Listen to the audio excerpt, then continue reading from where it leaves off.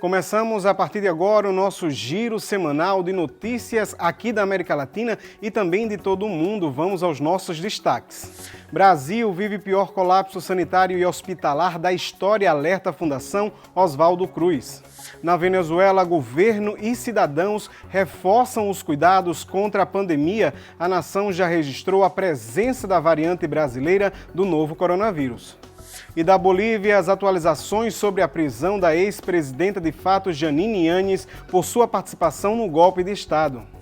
Essas e outras informações vocês conferem a partir de agora. Eu sou André Vieira, daqui do estado de Alagoas, no Nordeste do Brasil. Acompanharei vocês nos próximos minutos. Está no ar mais uma edição do Telesur Notícias em português.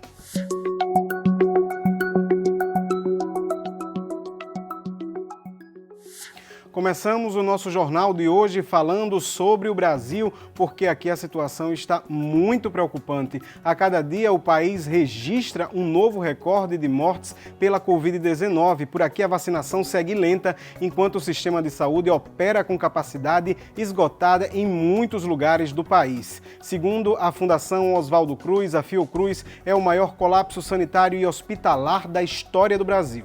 O político Major Olímpio foi o terceiro senador brasileiro a morrer pela Covid-19. O falecimento do parlamentar foi confirmado nesta quinta-feira.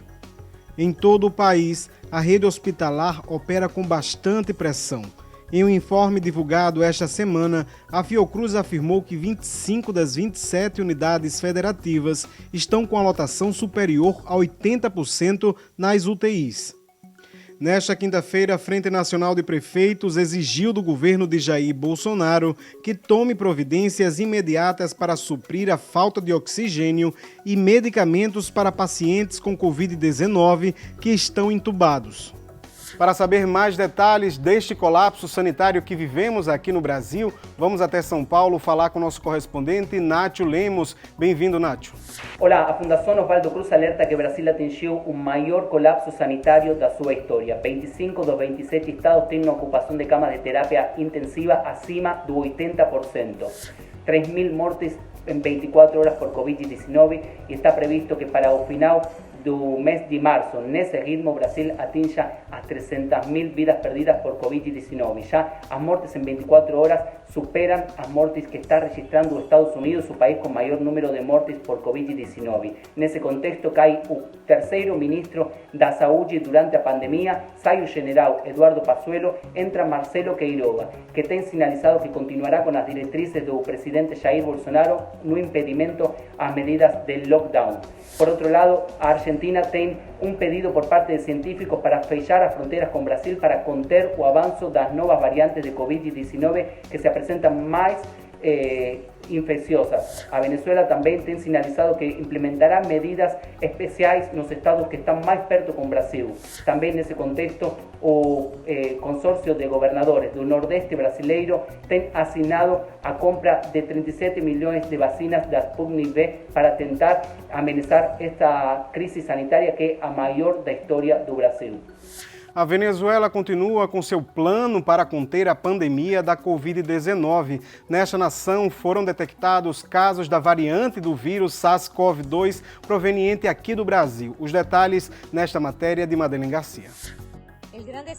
Na Venezuela, o grande desafio agora é manter a nova normalidade, que possa conciliar o fator econômico e a ameaça de um novo coronavírus ainda mais perigoso.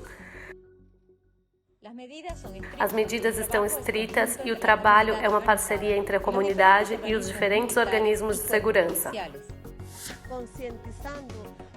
Conscientizando essas pessoas que vêm no mercado para que usem corretamente a máscara, já que estamos em uma pandemia. No Brasil, a pandemia está fora de controle. Esta quarta-feira morreram mais de 3.000 pessoas por Covid-19. A Venezuela é vítima da antipolítica de contenção de Jair Bolsonaro, que continua negando ajuda à pandemia. Como país, estamos garantindo ao nosso povo um método, um protocolo para atender essa pandemia, onde o nosso povo não terá que pagar para estar vacinado. Casa por casa, os médicos saem para procurar casos em zonas onde foram detectados os contágios. Madeleine Garcia, Telesur, Caracas, Venezuela. Agora, notícias da Bolívia. A ex-presidenta de fato, Jeanine Áñez, foi detida na madrugada do último sábado, dia 13 de março, devido à sua participação no golpe de Estado contra o ex-mandatário Evo Morales em 2019. Foram decretados 4 meses de prisão preventiva para Jeanine Áñez para evitar que ela fugisse da justiça boliviana e do país. O ministro de Justiça e Transparência Institucional da Bolívia, Ivan Lima, informou sobre a formalização das novas denúncias contra a ex-presidenta de fato. Áñez foi acusada de delitos de terrorismo, sedição e conspiração. Momento de saber mais detalhes. A partir de agora, vamos até La Paz conversar com o nosso correspondente Fred Morales. A detenção preventiva por 6 meses em um presídio de mulheres de La Paz da ex-presidenta de fato Jeanine Áñez mobilizou a direita que atua nos chamados comitês cívicos e na Organização de Estados Americanos, que participaram ativamente do golpe de Estado de novembro de 2019. Eles exigem a liberdade dos detentos no processo judicial e na investigação denominada golpe de Estado e afirmam que a justiça boliviana está impedida de atuar e deve sofrer uma intervenção de organismos internacionais para que seja reformada e para que sejam investigados supostos atos de corrupção do ex-presidente Evo Morales. As organizações sociais que apoiam o governo democrático de Luiz Arce repudiam essas solicitações de ingerência de organismos internacionais em assuntos internos. Exigem que deixem a justiça atuar e advertiram que existe uma nova tentativa de golpe de Estado, razão pela qual declararam emergência. Já são mais de 2 semanas de protestos de rua no Paraguai contra o presidente desta nação, Mário Abdo Benítez, devido à sua gestão durante a pandemia. A nação também vive uma crise sanitária e partidos de oposição apresentaram no Congresso o debate sobre o impeachment do atual presidente. A proposta de impeachment é liderada pelo Partido Liberal Radical Autêntico PLRA e foi discutida pelos membros do Legislativo em uma sessão extraordinária. Com 42 votos contra e 36 a favor, a Câmara de Deputados do Paraguai rejeitou a proposta de julgamento político contra o presidente Mário Abdo Benítez e contra o vice-presidente Hugo Velázquez. Enquanto acontecia a sessão, manifestantes que insistiam na saída do governo protestavam do lado de fora do Congresso.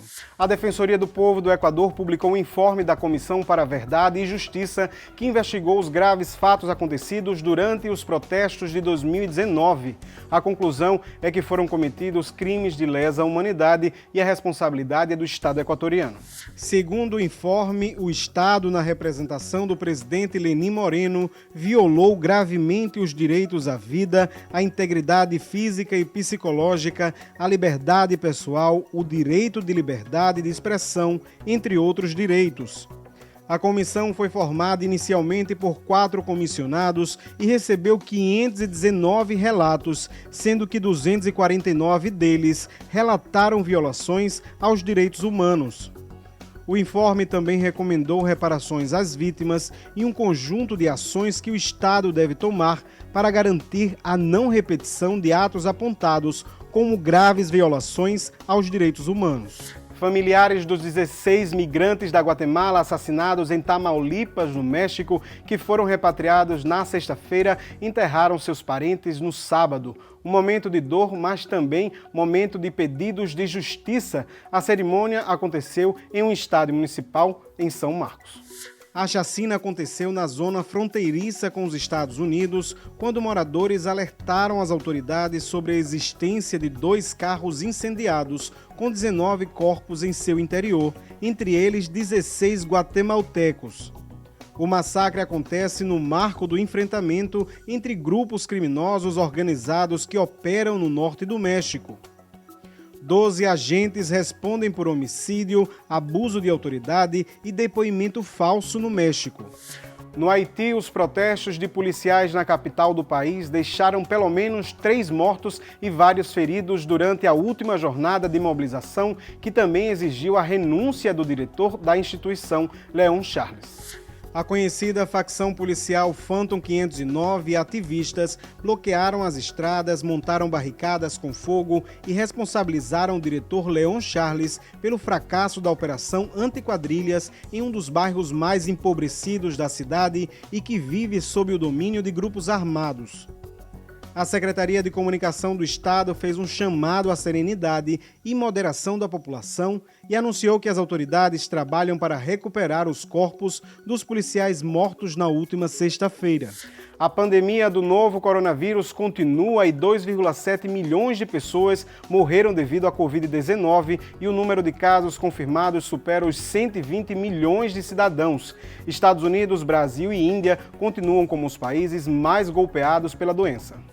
No meio da luta global contra o novo coronavírus, uma lista crescente de países no mundo, principalmente na Europa, pararam o uso da vacina britânica contra o coronavírus AstraZeneca devido aos efeitos adversos na saúde dos vacinados, mesmo com a garantia da Organização Mundial da Saúde sobre a segurança do imunizante. Muito importante reforçar os cuidados neste momento em que enfrentamos aqui no Brasil o pior momento da pandemia da Covid-19. Usem máscaras, higienizem as mãos e evitem aglomerações. Cuidem-se, por favor. Nós terminamos o nosso jornal de hoje com a música Deusa do Mar, do grupo Fino Coletivo. Nós somos a Telesur, o sinal informativo da América Latina e Caribe. Chuva que vem.